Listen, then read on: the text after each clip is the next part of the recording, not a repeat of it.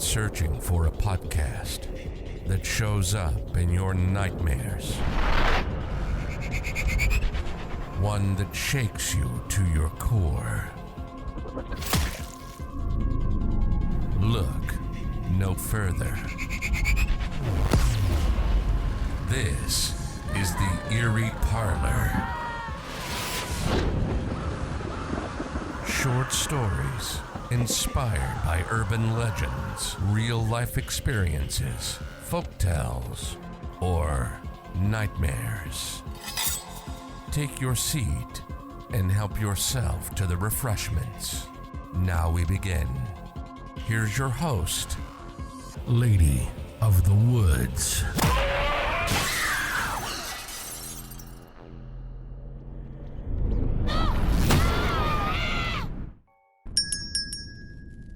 Hello, welcome to the Eerie Parlor. I'm your host. Please take a seat and I'll be right with you.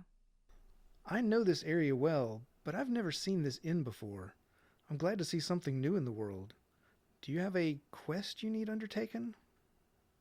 A quest? I'm not quite sure what you mean. Let me pour you some tea and you can tell me what's on your mind. I'm not from here. I don't mean this area. I mean this whole world. I'm not from Albatrox at all.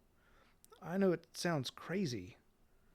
I'm a game master. I run fantasy games for people where they pretend to go on adventures and fight monsters and save the day. It's like Dungeons and Dragons, but our game's rules and lore are way better. As the game master, I interpret the rules and disseminate the lore as players make decisions about what to do in the game. At an antique store, I found an awesome D20. That's a 20-sided die.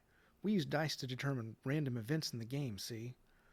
Anyway, it was all metal clockwork with little designs etched in it. When I got it home and rolled it, it brought me to this world. It didn't just transport me, it made me a new person. I was a Ragnar warrior with huge muscles and a chest harness and a loincloth. Have you ever worn a loincloth? They're very liberating. Anyway, there I was, this incredible fighter, and I was facing off against a sludge bear.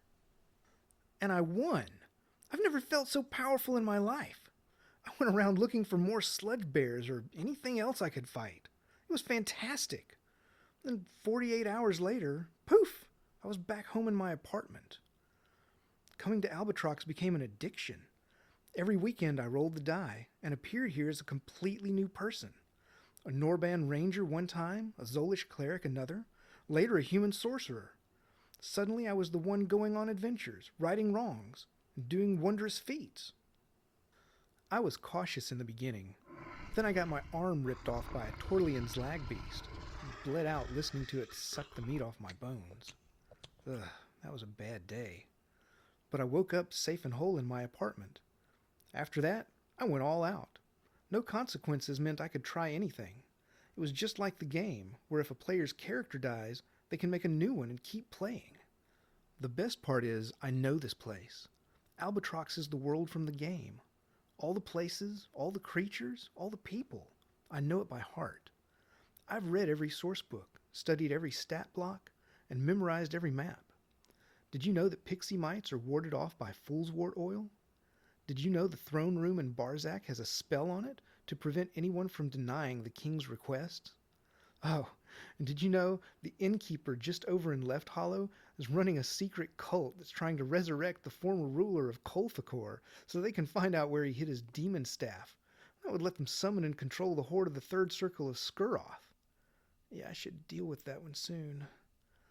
Anyway, there I was going around the world helping people and totally dominating every challenge because I know how this place works. But my current visit was different. Maybe the die is broken. When I arrived this time, I became a Zolish baker. No arsenal of weapons, no magic powers, no shamanistic elemental or wizard apprentice. Just a wife, 3 kids, and a struggling bakery in Yiffelhelm. When I started to leave for an adventure, the whole family thought I was crazy. They had me restrained, called in the clerics to exorcise my demons. Of course, I have no memory of these people, so I couldn't answer any of their questions about my identity or my history. I tried to explain the D20 and the role-playing, but you can guess how that went. They locked me in the asylum. Fortunately, I read the game book where the adventurers have to defeat the possessed superintendent who has been using the patients as test subjects for his ghost potions. It took me 4 hellish days to stop his plans and escape. You see the next problem, right? 48 hours passed, and I was still in the asylum. No poof, no apartment. I went back to Yiffelhelm to spy on my family, to see if I could figure out what I needed to do to make things right so the die would bring me home. I tried completing some quests to see if helping other people would fix my problem. Nothing worked. And the worst part? I don't think that I have been transformed each time I arrive here. It isn't me turning into a Zolish baker. I think I'm inhabiting this Zolish baker.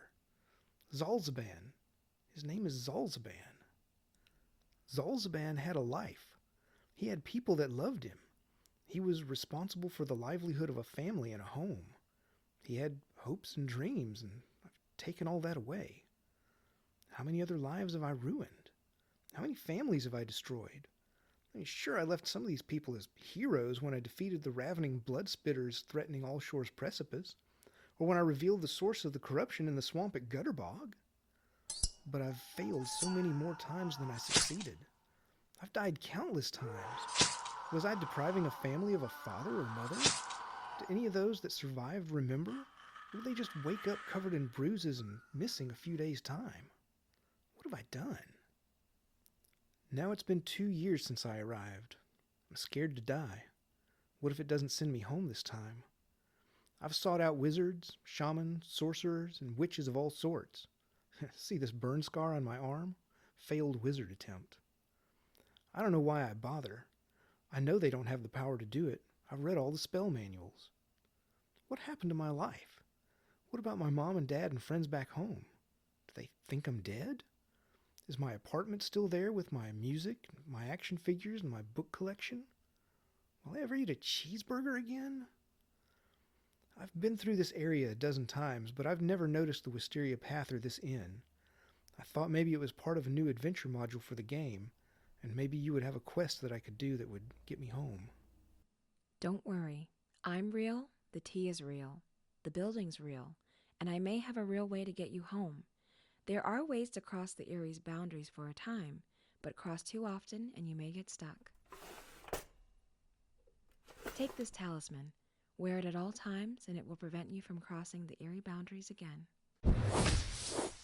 There he goes. Poof. That die he described sounds like one of the Tinker's creations, but that story will have to wait for another time. You've been listening to the Eerie Parlor. Our mission is to terrify you, electrify, and rock you to your core. Each episode is a short horror story inspired by urban legends, real-life experiences, folktales, or nightmares. It's what we do. Join us next time, but in the meantime, find us on Instagram at The Eerie Parlor. You survived another episode. Next time, you may not be so lucky.